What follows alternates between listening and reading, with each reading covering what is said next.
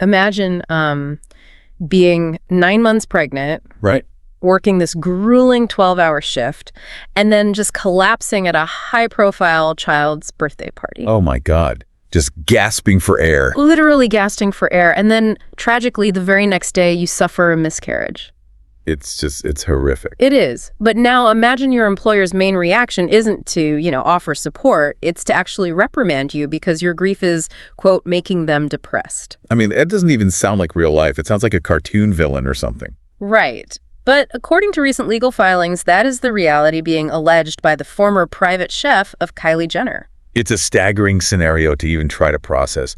And it really serves as a perfect, albeit dark, entry point for what we're looking at today, because we are examining the human cost of maintaining this illusion of fame. Exactly. I am so glad you are here with us for today's deep dive, because we are unpacking the cracking facade of celebrity culture. We're looking at what happens when these carefully constructed PR masks slip. Yeah, and reveal the extreme entitlement underneath. Yes. The entitlement, the desperate scrambles for damage control, and honestly, the deeply tragic reality behind the curtain. And to understand how an employer could allegedly react to a miscarriage with annoyance, we have to understand the environment that breeds that kind of thinking. Precisely. What you're describing with that lawsuit is a symptom of what we can call the billionaire bubble. The billionaire bubble. Okay, tell me about that. Well, when you exist in that tier of extreme insulated wealth, the normal rules of society and specifically, the standard protections of a workplace, they just evaporate. Because it's not a normal workplace, right? I mean, we're talking about private estates here. Exactly. The power dynamic in these private, non-unionized celebrity spaces allows for basically alleged widespread abuse to just go completely unchecked. There's no HR department stepping in to protect the staff. Right. There's no Toby from the office to complain to. No, not at all. The only priority, the true north in that ecosystem, is the main character's emotional state. Everyone else just becomes a prop. It honestly feels like someone playing a video game where everyday people are treated like expendable NPCs, like non-playable characters. That is a brilliant way to put it. They only exist to fetch items and keep the main character comfortable. And if they break down or have a human emergency, they're just viewed as like a glitch in the system. A glitch that's ruining their day. Yeah. And this entitlement doesn't just stay hidden behind the gates of a mansion. It bleeds out into public spaces and affects thousands of people at once. Which brings us to the recent public discussions surrounding massive pop stars and their touring demands. Yes, specifically Ariana Grande. So there have been these widespread reports detailing her absolute refusal to allow air conditioning in her concert venues. Which sounds crazy at first. It does. Word is that she requires the venues to keep the AC turned off so the ambient temperature stays exactly at 76 degrees. Which she reportedly prefers for her vocal cords. And in a vacuum, you can almost understand the underlying logic there. Right, for the instrument. Exactly. Singers need their vocal cords to remain pliable, and cold, dry, heavily air-conditioned air is the enemy of that. It constricts the muscles, so, protect the instrument at all costs. But when you apply that logic to a massive arena, the physics become incredibly dangerous. Dangerous is an understatement. I mean, we're talking about concerts happening in places like the Moody Center in Austin, Texas, right in the middle of a scorching summer heat wave. Oh, wow. Yeah, that's bad. You pack tens of thousands of screaming, dancing bodies into an enclosed space. You turn off the AC, and that 76 degrees very quickly skyrockets. It becomes a literal oven. Yes. There are reports of fans severely overheating, feeling like they were trapped in a sauna, with some nearing actual medical emergencies. And given the terrifying, sometimes fatal heat-related tragedies we've seen at other major stadium tours recently, it just feels wildly irresponsible. What's fascinating and, alarming here is the empathy deficit. It's the exact same underlying psychology as the chef lawsuit. Because it's all about them. Right. The priority is solely the performer's optimal comfort, completely overriding the physical safety of thousands of paying fans. When you are that insulated, the crowd stops being a collection of vulnerable human beings. Because you become a variable. Exactly. A variable in your environment that needs to be managed purely for your benefit. So if this empathy deficit creates this kind of reality distortion field for these stars, what happens when that distorted reality collides with actual public scrutiny? Because it seems like when the facade starts to crack, the scramble to fix it is just incredibly messy. Oh, it's so messy. The transition from private entitlement to public relations crisis is usually where the installation really betrays them. Case in point, Jay-Z. He's reportedly working on an 8-part docuseries directed by Rick Rubin, and the public skepticism is just completely off the charts right now. Right, because of the timing. Exactly. The ongoing public discussion is that this isn't a documentary. It's this massive, calculated PR campaign designed to launder his image and put as much distance as possible between himself and recent, very heavy controversies, like, his long-standing ties to Diddy. It's a very specific kind of mystification strategy they're attempting. And the promo they're using to sell this is just deeply weird. Like, Beyoncé is actually using this highly anticipated documentary moment to promote her own hair care line. Which is quite the pivot. Right. There's this promotional footage of her meticulously combing out his dreadlocks of 8 years, talking about how they preserved his hair. And she explicitly claims that hair has, quote, frequencies. Yeah, by focusing on frequencies and spiritualizing his image, the PR strategy is trying to elevate him above the earthly, gritty controversies he's currently mired in. Like he's just floating above it all. Exactly. If he's operating on a higher spiritual plane, the implicit message is that he couldn't possibly be involved in the sordid details that are dominating the rumors right now. It blurs the line between documentary, infomercial, and spiritual defense. Oh, wait, I have to push back on this whole concept. Because I'm looking at this Jay-Z rollout, and I'm looking at other massive PR fumbles, and I can't help but wonder, are we being played? How do you mean? Well, with millions of dollars and entire teams of elite publicists, is it possible that this awkward, seemingly transparent crisis management is actually intentional? Like, do they know it looks ridiculous, but they do it anyway because all engagement, even people mocking hair frequencies, is good engagement in today's economy? It's a really compelling theory, the idea of the mastermind PR, but the reality of the industry suggests something much more dysfunctional. And that's the yes man ecosystem. Okay, walk me through that. Because why wouldn't a highly paid publicist just tell them, hey, this is a terrible idea? Because the power dynamics are totally inverted. When an artist reaches an astronomical level of fame, they become an entire economy unto themselves. Right, they're basically a corporation. Exactly. And the people employed to protect their image, the publicists, the managers, are entirely dependent on the star for their own livelihoods and their access to power. Or they're scared. They are often too terrified of losing that access to actually critique the star's ideas. So if Jay-Z decides an 8-part documentary is what he needs, no one in his camp is going to tell him that it looks defensive or just like overkill. That makes a lot of sense. The insulation that protects them from consequence also completely isolates them from honest, critical advice. Right. They are navigating a complex public square with a completely broken compass. Okay, that explains why someone like AAP Rocky seems to be operating with zero filter right now. We're seeing these reports from a recent concert in Arizona where he was explicitly pointing out attractive women in the crowd. Oh yeah, I saw this. Openly telling them over the microphone that he would sleep with them if he were single. Meanwhile, his wildly successful partner, Rihanna, is reportedly at home taking care of their 3 children, including baby Riot Rose. That is a prime example of the yes man ecosystem failing to protect the artist from themselves. Because no one's stopping him. Exactly. In a functional environment, someone steps in to mitigate that behavior, because disrespecting an A-list partner so publicly is a massive career and brand risk.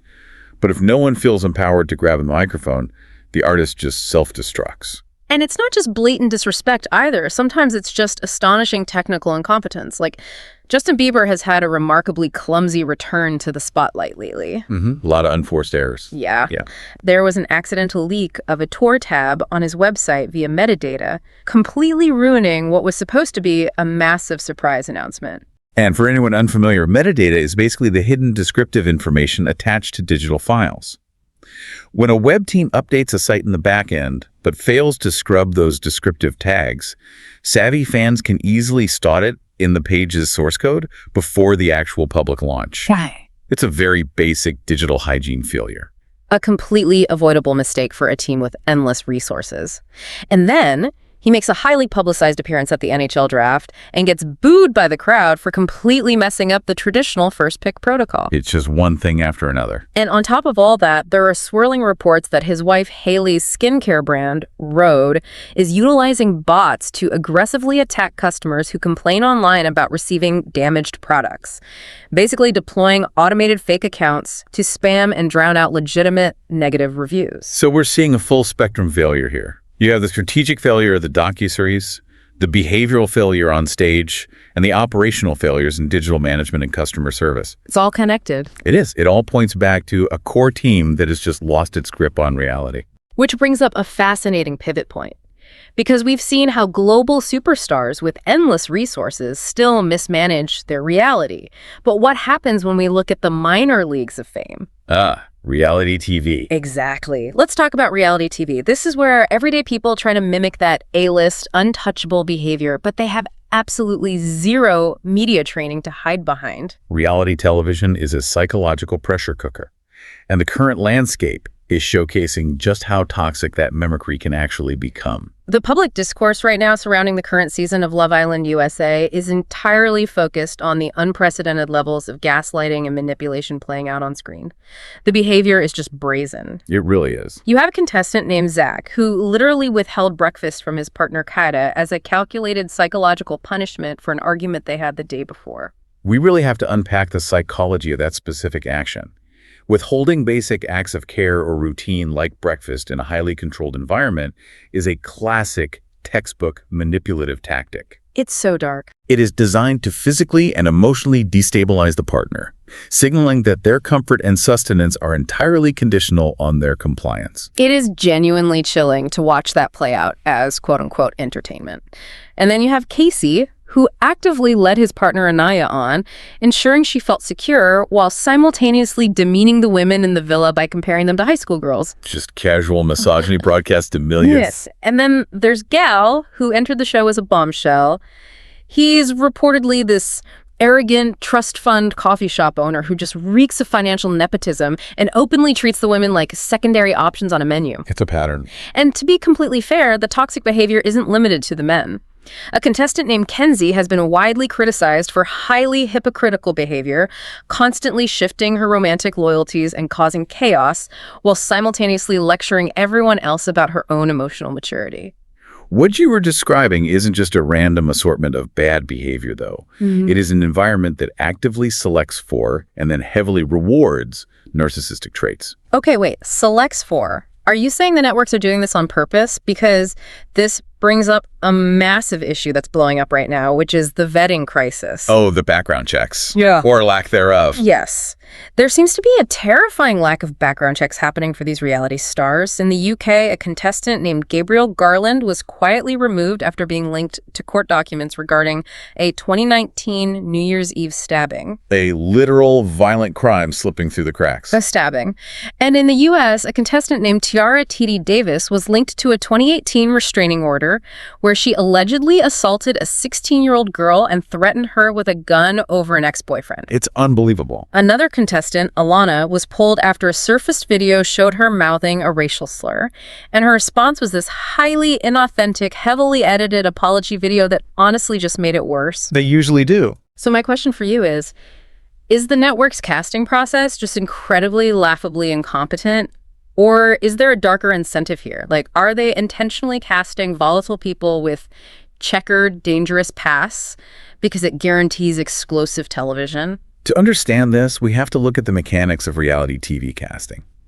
It has never been about finding well-adjusted people to fall in love or compete fairly. Right. The actual product being manufactured and sold to advertisers is psychological friction. Psychological friction. Yes, casting directors use extensive psychological profiling, not to weed out unstable individuals, but often to identify them.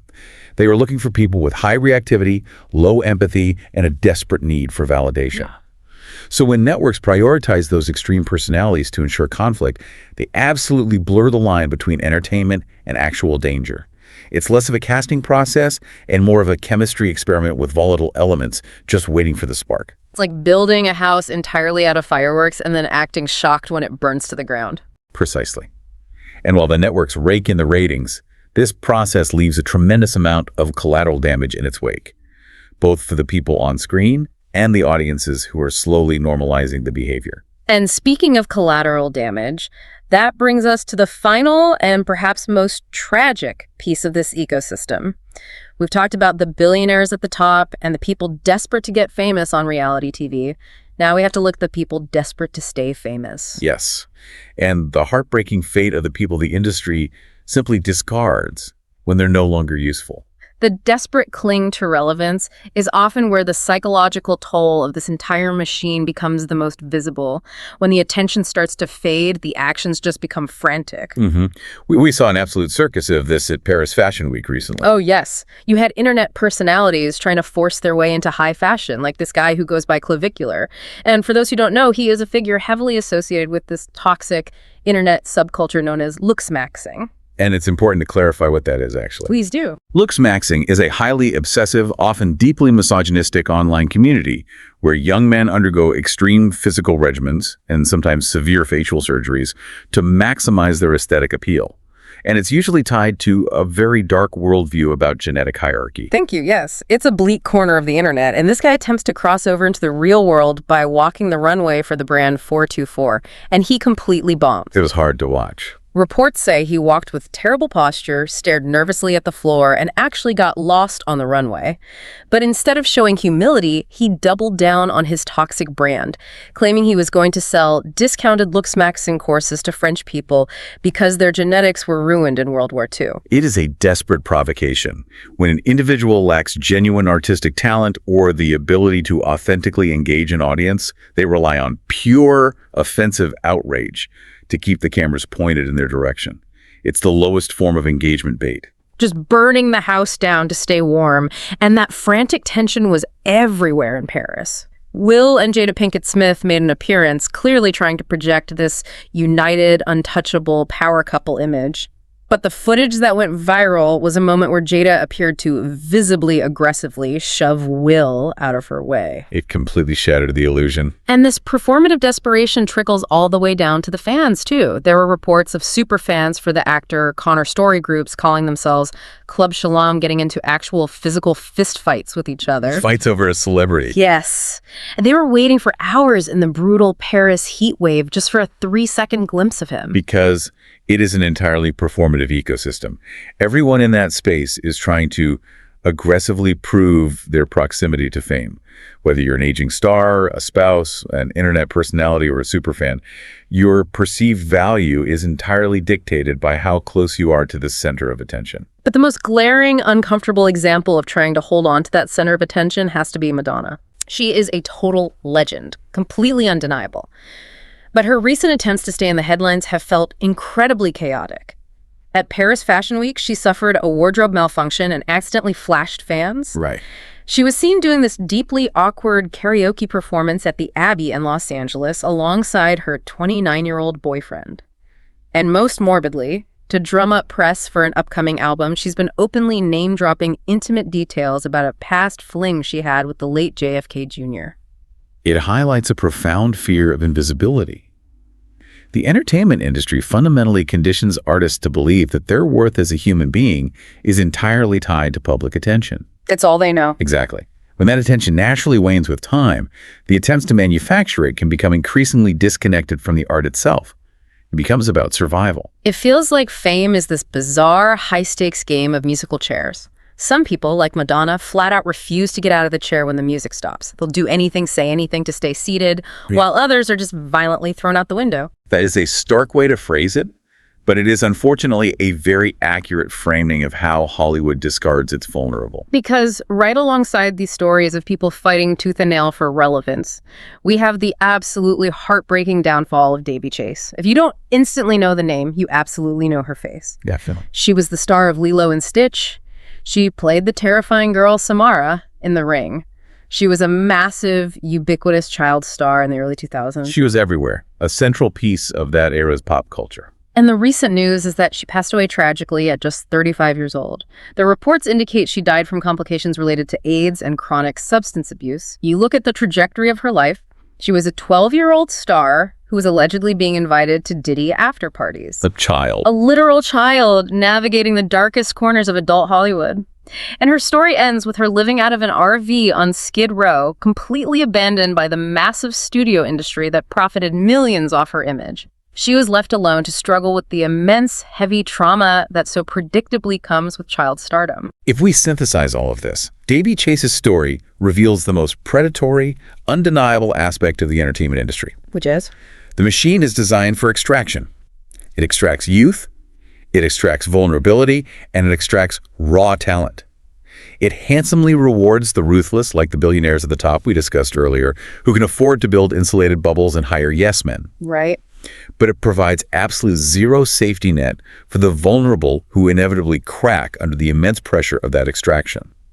Davy Chase's story isn't just a profound personal tragedy, it's an indictment of a system that views young human beings as disposable commodities to be used up and thrown away. It is devastating, and it really brings this entire exploration full circle. Whether we're talking about billionaires allegedly ignoring their employees' miscarriages because it ruins their mood, pop stars prioritizing the AC over the physical safety of thousands of fans, reality TV producers intentionally weaponizing unstable people for drama, or the tragic, absolute abandonment of former child stars. The pursuit and the maintenance of fame exacts a truly devastating human toll. The facade of that pristine glass skyscraper is incredibly expensive to maintain. And someone, usually the people with the least amount of power, always has to pay the price. So as we walk away from this, I'm struck by a really uncomfortable realization. We sit back, we listen to these stories, and we judge this toxic behavior. We criticize the extreme entitlement, we laugh at the desperate PR spin, and we mourn the discarded stars. But as consumers, you know, the people who obsessively click the articles, stream the reality shows, and dissect every single move these celebrities make, we are the ones generating the revenue. We are the ones paying the electric bill for this entire machine. We're complicit. By demanding constant entertainment, are we actually funding and encouraging the very monsters we love to hate? That is the vital, unsettling question we all have to ask ourselves every time we engage with modern media. Thank you so much for joining us on this deep dive today. Keep questioning the narratives you're sold, and remember, just because someone is positioned as the main character on your screen, it doesn't mean the people around them aren't real. Take care of yourselves and keep diving deep.